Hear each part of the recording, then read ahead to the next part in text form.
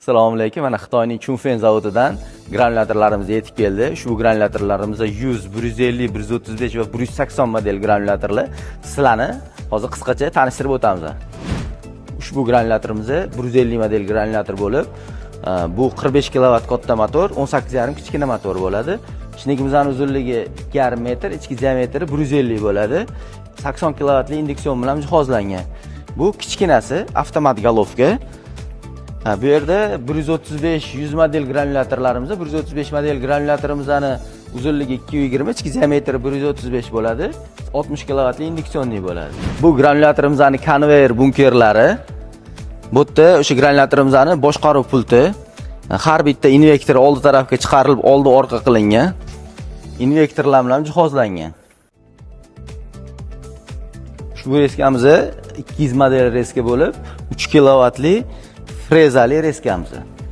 Bu yerda 1 tonna va 500 kiloli sushilkalarimiz, ushbu sushilkalar 1 soat davomida ekstruderga siryoni yetkazib beradi. Bu mishalkamiz, 100 kiloli mishalkamiz. Bu yerda plastmassa uchun ham yuvib, ham tozalab beradigan sushilkamiz. Bu yerda 135, 150, 180 model shneklarimiz, shnekimizning materiali 38 xrom.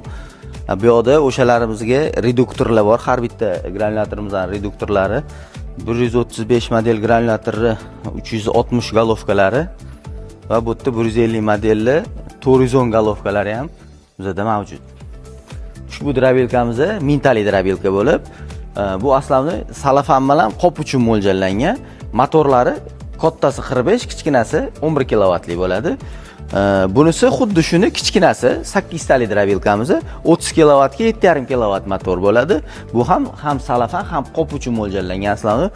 Bunisi ham salafan, qop, plastmassa uchun universal drabelkamiz 8 tali drabelka.